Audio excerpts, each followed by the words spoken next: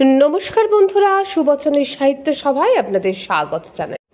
ধারাবাহিকভাবে পড়ে শোনাচ্ছি হে পূর্ণ তব চরণের কাছে, নবনীতা দেবসেন লিখিত এই অসাধারণ ভ্রমণ কাহিনীটি। আজকে দ্বিতীয় খণ্ডের প্রথম পর্ব। স্নেহের পিকোলো। তোমাদের কথা আমার খুব মনে হয়। গত বছরটা আমি গঙ্গোত্রীতেই কাটালুম। ভূর্য বাসায় চিরবাসায় গোমুখে বাস করেছে। অপূর্ব। লাল বাবার আশ্রমেও ছিলুম। কই, এই গ্রীষ্মে তোমরা তো আর এদিকে এলে না। যাত্রীদের মধ্যে ছোট ছোট মেয়ে দেখলেই আমি তোমাদের কথা ভাবছিলাম। জানো পিকোলো, একটা খুব দুঃখের কথা। তোমার মায়ের ভবিষ্যৎবাণী মিলে গেল। ঋষিকেশে যে চায়ের দোকানে আমি $300 জমা রেখেছিলাম, ওরা সে টাকা আমাকে ফিরিয়ে দেয়নি। আমি অনেক করে চেয়েছিলাম, অথচ সেই টাকাটা আমার প্রয়োজনের সময় আমি ফেরত পাইনি। প্রথমে তারা আমাকে চিনতেই পারছিল না। তারপর বলল, সেই টাকাটা কি আপনি আমাদের দান করে দেননি? আমরা তো দান মনে করে খরচ করে ফেলেছি, আর হাতে টাকা নেই, ফেরত দিতে পারবো না। আমার খুব মন খারাপ। এত সহজে যে মানুষ মানুষকে ঠকায় তোমাদের দেশে, তা বুঝতে পারিনি। এতে আমার খুব ক্ষতি হয়েছে। আমার মানুষে বিশ্বাস চলে গেছে। এখন সবাইকে সন্দেহ হয়, সবাইকে ধান্দাবাজ ও মিথ্যাবাদী মনে হয়।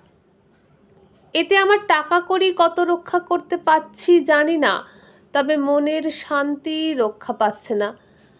তোমরা কেমন আছো? পড়াশোনা কেমন হচ্ছে? স্নেহ শুভেচ্ছা নিও। ঈশ্বর তোমাদের আশীর্বাদ করুন। ইতি শিব খ্রিস্ট স্বামী। পুনশ্চ, তোমরা কি কেদারনাথে ও বদ্রীনাথে গিয়েছিলে? অপূর্ব নয়? তবে গোমুখ আরও অপূর্ব। তোমরা পরের বার অতি অবশ্যই গোমুখ দর্শন করে যাবে। ঠান্ডার জুতো পোশাক নিয়ে এসো। আমি এখনও দরিদ্রদের আশ্রম তৈরির কথা ভাবছি। সরকার নানা বাধা দিচ্ছেন। মিলিটারি ইত্যাদিরও অসুবিধে আছে। গঙ্গোত্রীতে বা বদ্রীনাথে সম্ভব নয়। আমার সমতলে থাকতে ইচ্ছা নেই। হিমালয়ের কোলেই আমি আশ্রয় নিতে চাই। তোমাদের সঙ্গে আশ্রম তৈরির বিষয়ে কথাবার্তা বলতে হবে। এখানে ভারতীয় সাধুদের অসুবিধা নেই। আমার যেহেতু ব্রিটিশ পাসপোর্ট এবং অঞ্চলটি খুব সংকটময় বলে সরকারিভাবে চিহ্নিত, সেহেতু বিদেশি সাধুদের ভালো চোখে দেখা হয় না। সাধুদের তো এমনিতেই অসাধু মনে করা হয়, সবচেয়ে সহজ ছদ্মবেশ বলে। আর বিদেশি সাধু হলেই তাদের চর বৃত্তির অভিযোগে গ্রেপ্তার করা হয়। চরদের পক্ষে যে সাধু সেজে বিচরণ করাই শ্রেষ্ঠ উপায়, তাতে সন্দেহ নেই। কিন্তু তারা বিদেশি হবে কেন? বিদেশি শত্রুরা তো দেশি চরে নিয়োগ করবে। কিন্তু এতটা তলিয়ে ভেবে দেখা কোনো সরকারের এই চরিত্র নয় বা অভ্যাসও নয়। যাই হোক, আমাকে তোমাদের সরকার মাঝে মাঝে ভিসা টিসা নিয়ে বেগ দিচ্ছেন। মাঝে মাঝে মনে হয় দূর ছাই, সব ছেড়ে ছুড়ে দিয়ে ইংল্যান্ডে ফিরে যাই। আমার কি, আবার হিমালয় ফিরে ডাকে। ভারতবর্ষের সীমাহীন দারিদ্র চুলের মুঠি ধরে যেন টানে। আমি জানি আমি হয়তো কোনো দিনই এদেশ ছেড়ে চলে যেতে পারবো না। যিশুর যেমন ইচ্ছে, শিবের যেমন ইচ্ছে। পূর্ব দিকে জগন্নাথ, দক্ষিণ দিকে রামনাথ, পশ্চিমেতে রণছোড়, উত্তরেতে বদ্রীনাথ। রাজকরণে জগন্নাথ, যোগকরণে রামনাথ, ভোগকরণে রণছোড়, তপকরণে বদ্রীনাথ। কৌটি তীর্থ ফল ভনে বদ্রীনাথের দর্শনে। যমুনোত্রীর পরই ভেবেছিলাম আর নয়, আর যাব না তীর্থযাত্রায়। নানান কারণে উৎসাহে ভাটা পড়েছিল। শরীরে মনে প্রবল বিচলিত বোধ করেছিলাম। খচ্চরে চড়ে সর্বাঙ্গে প্রচণ্ড ব্যথা হয়েছিল আমার। যদিও পদব্রজেই নেমেছি প্রধানত, তবু ওঠার সময়ে হাঁপানি রুগী হয়ে অতটা চড়াই ভাঙার কথা ভাবতেও পারিনি। শরীরের সেই প্রচণ্ড অস্বস্তি ও যাতনা আমি দ্বিতীয়বার ডেকে আনতে রাজি ছিলাম না। এরপরে হেঁটে উঠব নইলে নয়, এবং কেদারনাথের 14 মাইল হেঁটে ওঠা সাধ্যে কুলোবে না। স্বদেশে কলকাতাতেই 14 মাইল প্লেন রাস্তায় হেঁটে আমি কোনোদিন গড়িয়াহাট থেকে দমদমে যেতে সাহস পাইনি। হিমালয়ের চূড়োয় উঠে সে সাহস পাবো কোত্থেকে? কেদারনাথ আউট। ভেবেছিলাম গঙ্গোত্রীও যাব না। তারপর মাত্র 3 মাইল হাঁটা পথ শুনে রাজি হলুম যেতে। বদ্রীনারায়ণ তো এখন দিব্যি সিমলা দার্জিলিংয়ের মতোই সিভিলাইজড ট্যুরিস্ট স্পট হয়ে গেছে। সোজা মোটর রাস্তা আছে দিল্লি থেকে। বাস যাচ্ছে, গাড়ি যাচ্ছে, কচি কাঁচা বুড়ো বুড়ি সবাই যাচ্ছে। কেউ ও পথে মরে না, কেউ কষ্ট পায় না। আশ্চর্য একটা বেড়ানো হচ্ছে বটে।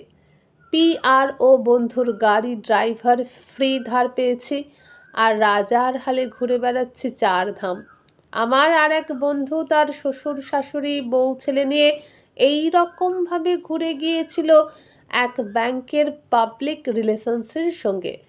শুনে তখন কি হিংসেই না হয়েছিল সেই বন্ধুকে। আর এখন আমি স্বয়ং সেই অবিশ্বাস্য ভ্রমণের যাত্রী। ঈশ্বর বোধহয় শুনতে পেয়েছিলেন আমার নীরব ঈর্ষার ভাষা। এটাই তার ভৎসনার ধরন। সুরত সিং আমাদের সারথি, কন্যা পিকোলো আর ভাই রঞ্জন আমার সহযাত্রী। বারবার মন ভাঙার কারণ ঘটছে।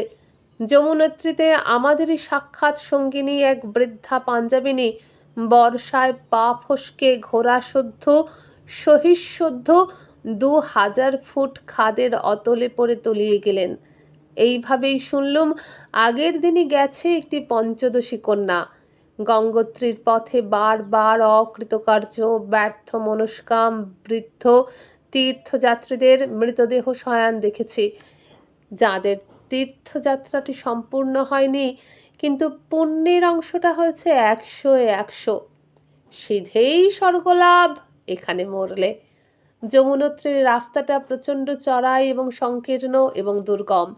ওপরে উঠেও বৃষ্টিতে কাদায় প্যাচপ্যাচে যমুনোত্রী ক্যানিংয়ের নোংরা কাদার কথা মনে করিয়ে দেয়।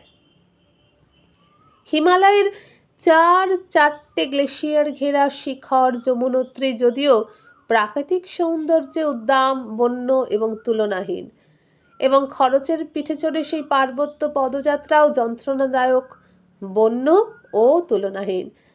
যার পর্নায় ব্যথা হয়েছিল সারা গায়ে। বরকটে অমৃতাঞ্জন কিনে মালিশ করতে হয়েছিল। ঠিক সেই সময় ঠিক করেছিলাম ঢের হয়েছে, আর কেদারনাথ নয়। ঠিক করেই ফেলেছিলাম গঙ্গোত্রী থেকে সোজা যাব বদ্রীনাথে, সেখান থেকেই যাব ঋষিকেশ। কিন্তু সব গোলমাল করে দিলেন এই সাহেব সন্ন্যাসীটি, শিব খ্রিস্ট স্বামী। কোথা থেকে উদয় হলেন হঠাৎ গঙ্গোত্রীর সুরধুনির তীরে। কবিতাদের মেয়ে ঘুচাই আর আমার মেয়ে পিকোর সঙ্গে ভাব জমিয়ে ফেললেন, আর নানাভাবে অনুরোধ উপরোধ করে আমাকে রাজি করালেন কেদারনাথ দর্শনে। উনি বললেন, কেদারে না গেলে উত্তরখণ্ড ঘোরাই হলো না। এত সুন্দর আর কোনো তীর্থ নয়, এত খোলামেলা অথচ এত নির্জন, এত তীব্র সঘন সুন্দর। খচ্চরেও চড়তে পারবো না, হেঁটেও চড়তে পারবো না, অতএব যাবই না। এই আহ্লাদের কথাবার্তা শুনে বললেন, কান্ডি চড়ে ডান্ডি চড়েও যাওয়া উচিত। এত অহংকারের কি আছে? যুব বয়সে ডান্ডি কান্ডি নিতে লজ্জা করবে? যাবে তো ঈশ্বরের সঙ্গে দেখা করতে, যে কোনো উপায়ে গেলেই হলো।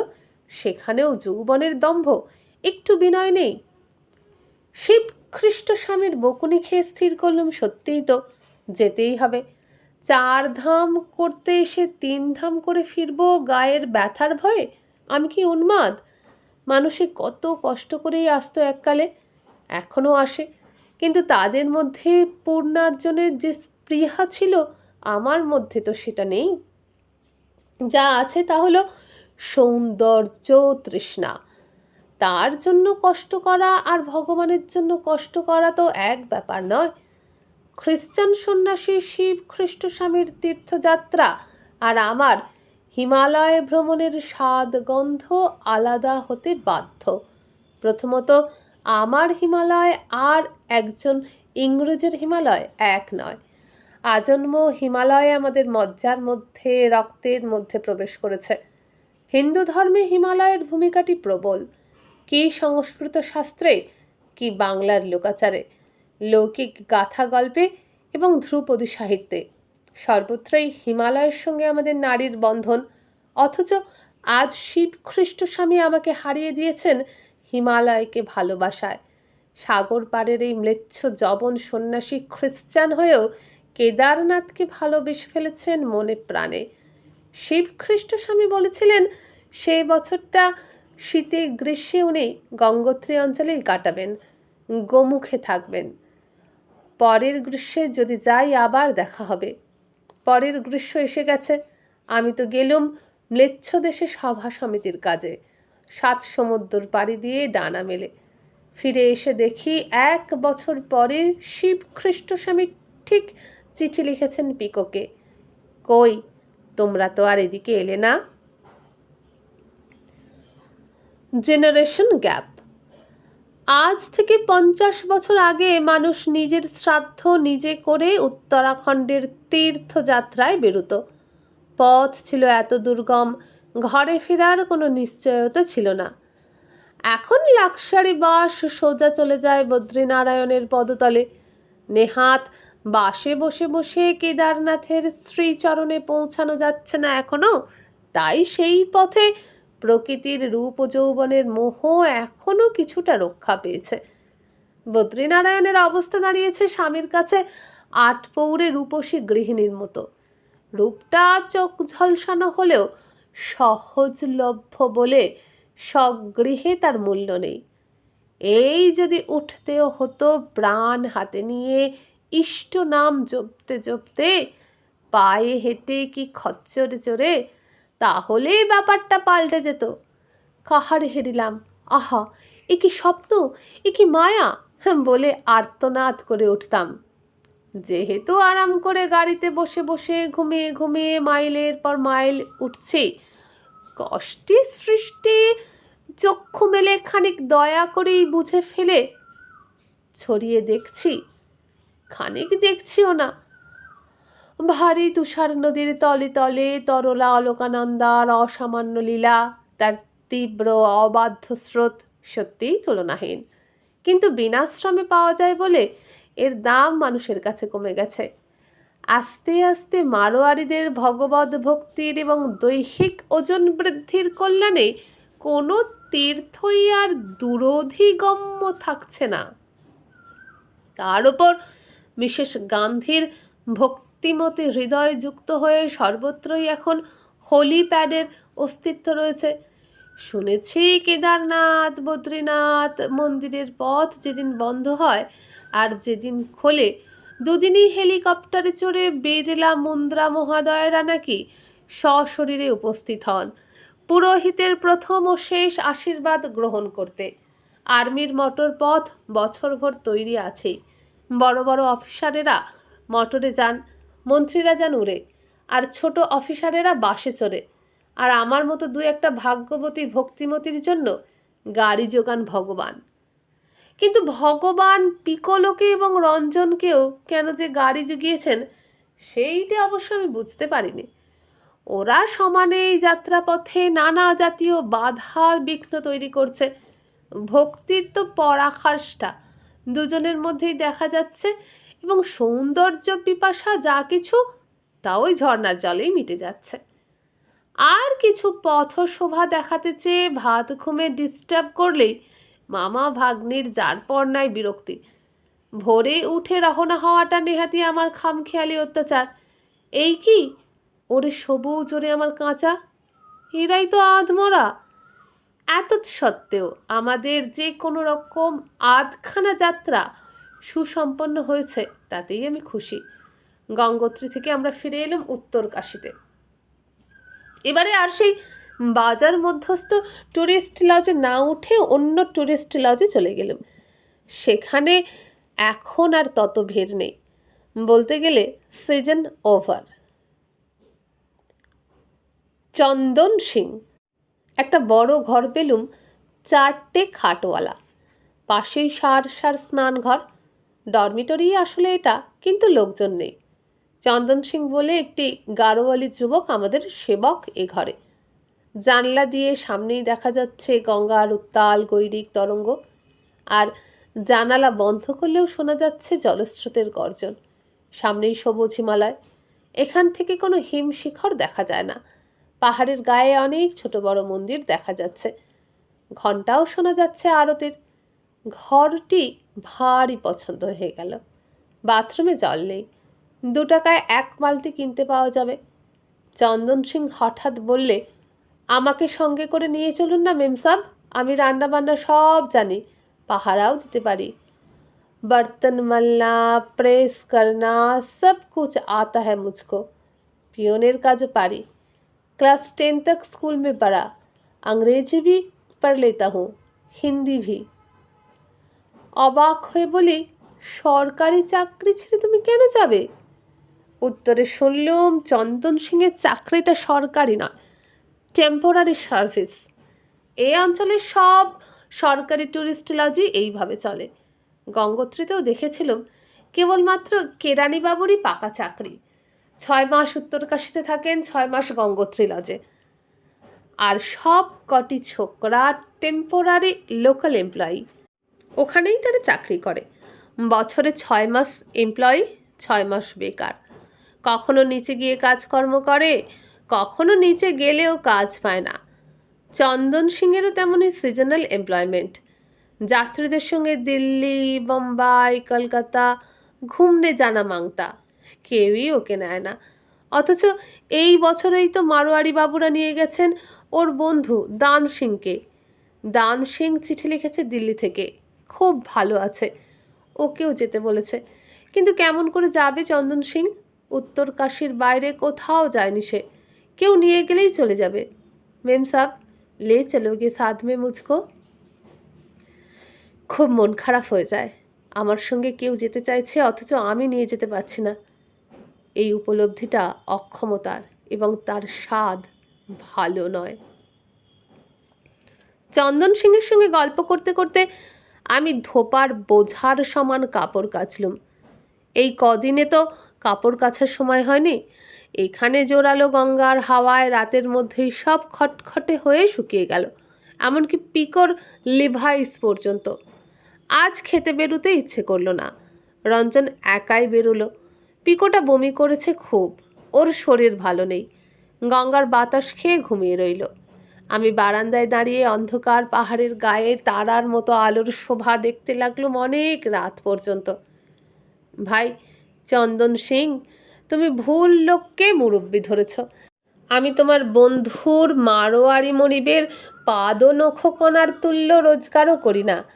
গাড়িখানা দেখে ভুল করছো তো। ও গাড়িটা আমার নয়, আমার বন্ধুর। ওই উর্দি পরা সোফারও আমার নয়, ধারে পাওয়া। তোমাকে দেবার মতো কাজ আমার হাতে নেই। তোমার জন্য আমার মন কেমন করছে, করবেও চন্দন সিং। কজন মানুষই বা পৃথিবীতে আমার সঙ্গে চলে যেতে চেয়েছে। পিকোলো বিগড়লো। উত্তরকাশীতে আবার দেখা হয়ে গেল হান্না আর অস্টেনের সঙ্গে। তারা এখনও বসে আছে, হান্নার জ্বর সারেনি। ওদের সঙ্গে দেখি ঘুচাই এবং পুতুল। পুতুল দৌড়ে এসে বলল, আমাদের অনেক এক্সট্রা জিওলিং আছে, সঙ্গে নিয়ে যান। ঝর্ণার জল আর খাবেন না যেন, এদের সবার পেট খারাপ করেছে। আমরা তো আজই ঋষিকেশে নেমে যাচ্ছি, আমাদের এত লাগবে না। পুতুল, ঘুচাই, সমরেন্দ্র সব কটা সোনার টুকরো। কবিতা দিয়ে ওই ট্যুরিস্ট লজেই ছিলেন অন্য একটা উইংয়ে। গঙ্গোত্রীটা খুব ভালো কেটেছে ওদের জন্য। সমরেন্দ্র বললে, আমাদের বিড়লা ধর্মশালাতে ঘর বুক করা আছে মার নামে। নবনীতাদি, আপনি চিঠিটা নিয়ে যান। 22-23 দুদিন থাকতে পারবেন। কেদারনাথে ওইটাই শ্রেষ্ঠ বাসস্থান। পুতুল ঘুচাই ছুটল কবিতাদিকে ধরতে, চিঠি এনে দেবে বলে। হঠাৎ দেখি এদিকে পিকোলো ভয়ানক বিগড়ে গেছে। সে আর পাহাড় পর্বতে উঠবে না। কালকের মতো যদি বমি হয়, তার গা ঘুলোচ্ছে, তার মাথা ঘুরছে, তার পেটের মধ্যে কেমন কেমন করছে, তার একটুও ভালো লাগছে না। তার দিম্মার জন্য মন কেমন করছে, তাওয়াংয়ের জন্য দুর্ভাবনা হচ্ছে। সেও আজই নেমে যাবে, ঘুচাইয়ের সঙ্গে দেশে ফিরে যাবে। কিন্তু ঘুচাইরা তো এখনো 2 দিন থাকবে ঋষিকেশে, তারপর মুসৌরি যাবে, হরিদ্বারেও থাকবে। তাছাড়া ওদের ট্রেনে বুকিং আছে, তোর বুকিং নেই। তাছাড়া তোকে নিয়ে ওরা ঘুরবে কেন? তোর তো বাসে ঘুরতে আরোই গা গুলোবে, পেট শুলোবে, বমি হবে। পর্দা টানা নিঃশব্দ ভিআইপি মোটর গাড়িতেই যখন এই কীর্তি তোমার, মার কোলে বালিশ পেতে শুয়ে শুয়ে এত মেজাজ গরম, ওখানে তো বেশ। পিকলো তাহলে হান্না আর অস্টিনের সঙ্গেই নেমে যাবে। ওরা যাচ্ছে এয়ার কন্ডিশনড লাক্সারি বাসে এখান থেকে দিল্লি পর্যন্ত। দিল্লি গিয়ে সে মিস্টার মুখার্জির কাছে চলে যাবে। ওর স্ত্রী বন্দনা ওকে ট্রেনে তুলে দেবে। আর পাহাড়ে নয়, এবার সমতলে ফিরে সে যাবেই। কেদার বদ্রি যাব না, না না। কি ঝামেলা, চেঁচামেচি, গুনগুন, আদর, ধমক, ভোলানি, বকুনি, সোনামণি, পাজি ছুঁচো। চল তাহলে সবাই মিলে ফিরে যাই। এবং বিধ মিশ্রণের ফলে শেষ পর্যন্ত পিকোলোকে পরপর 2 বোতল ঠান্ডা গোল্ড স্পট খাইয়ে বদ্রীনাথ দর্শনে রাজি করানো গেল। ইতিমধ্যে ঘুচাই যে গেছে কবিতাদির কাছ থেকে বিড়লার অনুমতিপত্র নিয়ে আসতে, যাতে আমরা গিয়ে কেদারনাথে আশ্রয় পাই, সেটা বেমালুম ভুল হয়ে গেল। তখন আর একটাই উদ্দেশ্য আমার, পিকোকে বগলে করে কোনো রকমে রওনা হয়ে পড়া, যাতে আবার কোনো সঙ্গী পেয়ে গিয়ে পিকো বিগড়ে না যায়। এবারে 4 দিন বাদে কেদারে পৌঁছে মনে পড়ল, বিড়লার চিঠিটা তো নেওয়া হয়নি। যুধিষ্ঠিরের সঙ্গী। গঙ্গোত্রী যাবার সময় আমরা উত্তর কাশী থেকে রওনা হয়ে সোজা হিমালয়ে উঠে যাই, কিন্তু বদ্রীনাথে যাবার জন্য আবার নেমে যেতে হবে। ধরাসুর, টিহরি, শ্রীনগরের পথ দিয়ে রুদ্রপ্রয়াগে পৌঁছতে হবে। মনে আছে, বরকোট থেকে ব্রহ্মখাল হয়ে ধরাসু আসার পথে পাহাড়ের গায়ে খাঁজ কেটে কেটে পাহাড়িরা এমনই ক্ষেত তৈরি করেছে যে হিমালয় পর্বতের ঢালু গাটিকে দূর থেকে যেন মনে হয় বিপুল কারুকার্যময় উড়িষ্যার মন্দিরের গা। এমনই আশ্চর্য গড়ন হয়েছে তার। ধরাসুর কাছেই প্রথম দেখি নেকড়ে বাঘের মতো কুকুর, গোবদা, ঘাড়ে এক বিঘত চওড়া লোহার পাতের বকলস বাঁধা, তাতে কাঁটা লাগানো। বাপ রে, এ আবার কেমন কুকুর? বোঝা গেল এ পাহারাদার, শিপ ডগ, ভেড়ার পাল সামলায়। সুরত সিং জানায় আর একটি কুকুরের দাম হাটে 500 টাকা মিনিমাম, বেশিও হয় ট্রেনিং থাকলে। পুলিশের মতো চৌকি দেয়।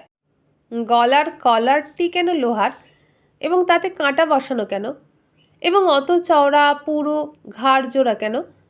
কুকুরটার ব্যথা লাগছে না? না না, ওর তলায় পুরো নরম কম্বলের লাইনিং দেওয়া আছে। এই কুকুর বাঘে ভয় পায় না। বাঘ এলে তার সঙ্গে সমানে সমানে লড়াই করে, কিন্তু যদি বাঘ একবার ঘাড়টি ধরে কামড় দেয়, তাহলেই কুকুর নট নরণ চরণ, সিধে মরণ। তাই ঘাড়ে ওটা কলার নয়, ওর বর্মই বলা যেতে পারে। বাঘেরই দাঁত ভেঙে যাবে ওটা কামড়াতে গেলে, প্রায়ও যায়। চওড়া লোহার বর্ম ওটা, যাতে বাঘ ঘাড় কামড়ে সাবার করতে না পারে। আমাদের আদরের তাওয়াং তো তিব্বতী হাউন্ড, সেই তাওয়াং থেকে কোলে করে তাকে এনেছি। অবিকল এই জাতের কুকুর, একেবারে এরকম দেখতে। সুরত সিং জানালো এই কুকুরটিও গাড়োয়ালি নয়, তিব্বতী। মানস সরোবরের ওদিক থেকে তিব্বতীরা নিয়ে আসে বেচতে। খুব সাহসী, খুব ইমানদার কুত্তা। 500 টাকা দাম বটে, কিন্তু লক্ষ টাকার সম্পত্তি আগলায়। মানুষের চেয়ে ঢের ভালো, মেষপালকের ভগবান। এই রকমই একজন নিশ্চয়ই যুধিষ্ঠিরের সঙ্গী হয়েছিলেন হিমালয়ে। রুদ্রপ্রয়াগের চটি। শ্রীনগর জায়গাটিও খুব সুন্দর।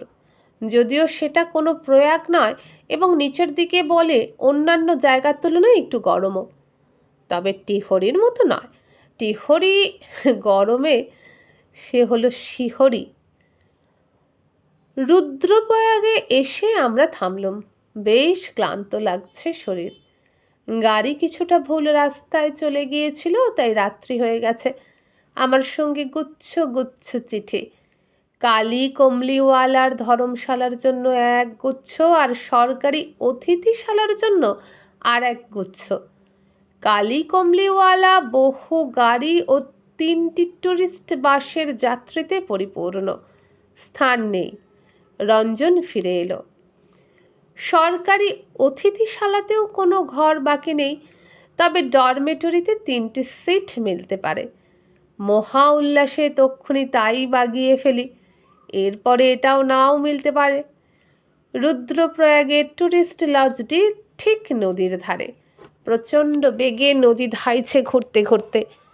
এটি অলকানন্দা, আর মন্দাকিনী এসে মিশেছে এরই সঙ্গে খানিক দূরে। আহা, কী সব নাম!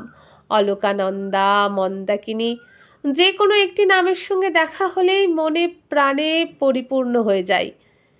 এমন একটি নদী চর্মচক্ষে দেখলেই মনে হবে, যাক, এতদিন বাঁচা তবে সার্থক।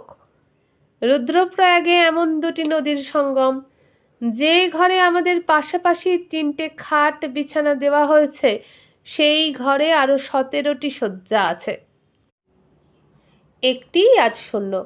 বাকি 16টিতে বোম্বাইয়ের এক বাস ভর্তি তীর্থযাত্রী আশ্রয় নিয়েছেন। আমাদের পাশেই একটি পিকোর বয়সী মেয়ে আছে। তার বাবার সঙ্গে সে তীর্থে এসেছে। বাবাকে খুব যত্ন করছে দেখলুম। মেয়েটির নাম কল্পনা দালাল, বিয়ে পড়ছে বম্বেতে। বাবাকে তুমি খুব যত্ন করো, দেখে বড় ভালো লাগছে কল্পনা। বলতে মেয়েটির চোখ নিচু করে চুপ করে রইল। একটু পরে বলল, আমার মা 1 মাস হলো হঠাৎ করে মারা গেছেন। বাবা খুব ভেঙে পড়েছেন। একটু থেমে বলল, এই ট্রিপটা বাবার পক্ষে খুব ভালো হলো। আমরা বদ্রীনাথে যাচ্ছি। ব্রহ্মশিলার ওপর মায়ের শ্রাদ্ধ তর্পণাদি করে আসতে চান বাবা। বদ্রীনাথ শেষ ধাম। যমুনোত্রী, গঙ্গোত্রী, কেদারনাথ হয়ে কল্পনাদের বদ্রীনাথ। বম্বে থেকে কিছু গুজরাটি, কিছু মারাঠি ভক্ত এসেছেন তীর্থ করতে। সাধারণত প্রত্যেকটা বাসই ঠাসা বঙ্গ সন্তানে। হরিদ্বার থেকেই আসুক আর ঋষিকেশ থেকেই আসুক, দিল্লি থেকেই রওনা হয়ে যাক আর কলকাতা থেকেই, বাসের অর্ধাংশ ভর্তি থাকবেই বাঙালি যাত্রীতে। গঙ্গোত্রী, যমুনোত্রীতে তবু প্রচুর উত্তরপ্রদেশী, গাড়োয়ালি, পাঞ্জাবি, দেহাতি তীর্থযাত্রী আসে। কিন্তু কেদার বদ্রী প্রধানত বাঙালির তীর্থ। ভোরবেলা ঘুম ভাঙল, দেখি খুব ব্যস্ততা বম্বের যাত্রীদের মধ্যে। ঘরের মধ্যেখানে একটা টেবিলে 2টো পাত্রে চা আর কফি। যে যা চাইছে তার গেলাসে তাই ঢেলে দেওয়া হচ্ছে। আমি আমার গেলাসটি নিয়ে গিয়ে বললুম, কফি। শুনে লোকটি হাঁ করে তাকিয়ে রইল। তারপর আমাকে অগ্রাহ্য করে অন্যদের পরিবেশনে মন দিল। আমি আরেকবার বললাম, কফি। এইবার লোকটি নাক কুঁচকে বলল, বোম্বাই वालों को कॉफ़ी है ये, পাবলিক কফি থোড়াই হ্যাঁ। ছি ছি, লজ্জা পেয়ে পালাতে পথ পাই না। গ্রুপ ট্রাভেলের এই সুবিধা, ভোরবেলা কি সুন্দর চা, কফি, বিস্কুট দেয়। অগত্যা আমি একজন বেয়ারাকে ডেকে এনে টাকা দিলুম, দয়া করে বাইরে থেকে 3 পেয়ালা চা এনে দেবেন আমাদের। রুদ্রপ্রয়াগের চিতার গল্পেই রুদ্রপ্রয়াগ নামটির সঙ্গে আবাল্য পরিচিত। চা খেয়েই রুদ্রপ্রয়াগ থেকে বেরিয়ে পড়ি। পথে ছুঁয়ে ছুঁয়ে যাচ্ছি অনেক অচেনা, স্বপ্নে চেনা নাম। কর্ণপ্রয়াগ, পিণ্ডার গঙ্গা আর অলকানন্দা নদীর মিলন যেখানে। নন্দপ্রয়াগ, অলকানন্দা আর মন্দাকিনীর সঙ্গম। কোথাও যে নন্দাকিনী নদী আছে তাই জানি না। চামেলি, পিপলকোটি, যোশীমঠ। এখানে জগৎগুরু শ্রীমৎ শঙ্করাচার্যের মন্দিরটি রাস্তা থেকেই দেখা যায়, কিন্তু অনেকখানি নামতে হয়, আবার তো উঠতে হবে। প্রথমে পিপলকোটিতে এবং তারপর যোশীমঠে অনেকক্ষণ গাড়ি থামাতেই হলো। এক মুখ রাস্তা খোলা আছে কি না, গেট পাবো কি না। চা খেলুম। দুজন সাহেব হিপি প্রায় নেংটি পরে দাঁড়িয়ে দাঁড়িয়ে সুখে গঞ্জিকা সেবন করছেন। এরা স্পষ্টতই পর্বতারোহী নয়, ধর্মপাগল বলেও মনে হলো না। এদের এখানে একটুও মানাচ্ছে না। চায়ের দোকানে দিব্যি থালায় করে ভাত ডালও দিচ্ছে। আমরা একেবারে বদ্রীনাথ গিয়ে খাবো। পিকলোর পথে চা খাওয়া চলে না, ওর গা বমি বমি করে। সর্বত্র তো টিহরির ওয়েটিং রুম নেই। বন্ধুরা, এতটুকু শুনে মন ভরল না? পুরো গল্পটা শুনতে চান? তাহলে চলে যান এই চ্যানেলের প্লেলিস্টে। কিভাবে? এই ভিডিওর নিচে যে বার আছে সেখানে ক্লিক করুন। ক্লিক করলে পাবেন হোম পেজ, হোম পেজে পাবেন প্লেলিস্ট, সেখানে পাবেন হে পূর্ণ তব চরণের কাছে। সেখানেই আমি সম্পূর্ণ দ্বিতীয় খণ্ড আপলোড করে রেখেছি আপনারই জন্য, সেটি শুনুন। আর আমার চ্যানেলটিকে সাবস্ক্রাইব করুন, ভিডিওটিকে লাইক করুন আর বন্ধুদের সঙ্গে বেশি বেশি শেয়ার করুন। নমস্কার।